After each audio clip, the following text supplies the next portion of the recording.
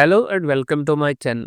Today we're going to continue our upper limb anatomy series, and now today we will be talking about the venous system. The venous system of the upper limb is divided into the superficial veins and the deep veins. First of all, we will talk about the superficial veins. Superficial veins are present in the subcutaneous tissue. They are easy to access and they are common site for venipuncture, that is taking blood samples or giving patient medications. So the very first vein that we have is the basilic vein. Basilic vein originates from the dorsal venous plexus in the hand and it ascends medially in the forearm and the arm. So in the cubital fossa, it comes on the anterior aspect and then it passes upwards in the arm, being on the medial side of the biceps tendon. Then at the lower border of teres major, it will pierce the deep fascia. Then later on, it will be combined by the brachial vein, which is one of the deep vein, to form the axillary vein. We will talk about this detail later on in the deep vein section as well.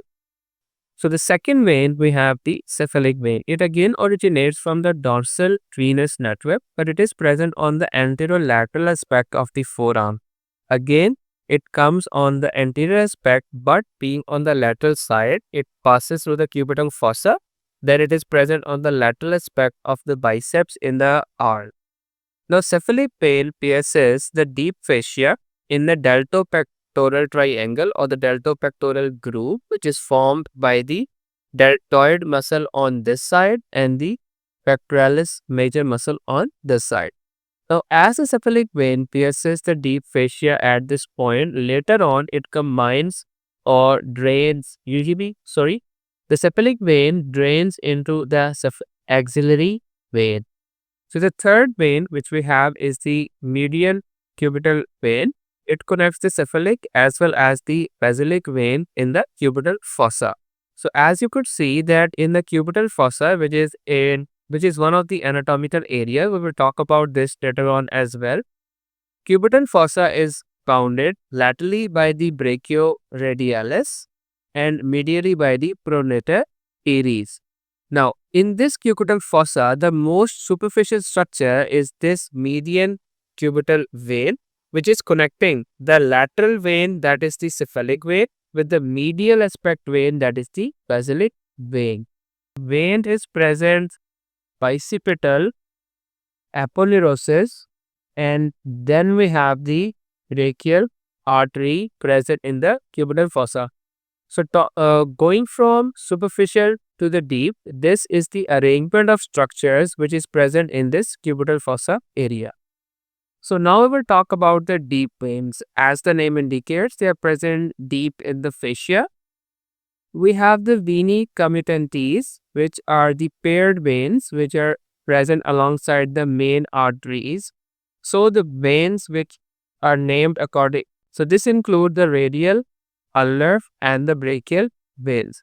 Brachial vein is one of the largest vein amongst the deep veins and it receives the basilic vein to form the axillary vein. Now what happens is that the veni commutantes of brachial vein combines with basilic vein to form the axillary vein. So as you could see from this diagram, on the medial aspect we have the basilic vein and then we have the brachial vein. The veni commutantes of this brachial vein are going to drain into this basilic vein and at the lower border of teres major, they are going to form the axillary vein. So as this axillary vein is going upwards, it will be drained by the laterally present vein, that is the cephalic vein, and it is going to continue as the subclavian vein later on and going into the brachiocephalic trunk. We also have these perforating veins which connect the superficial and deep venous system and they help to equalize the pressure of the upper lip. So the clinical relevance of these veins is that they are used for the venipuncture. They are very common site, as I have explained that they are present superficially and they are usually fixed in position. So they are usually used for having blood sample and for transfusing patients with the fluids, bloods, and medications, especially for the trauma patients. So the preferred site is this median cubital vein. It is present anteriorly in the cubital fossa, and it connects the cephalic as well as the basilic vein. So they are considered fixed in position, and this helps to take samples from the patients.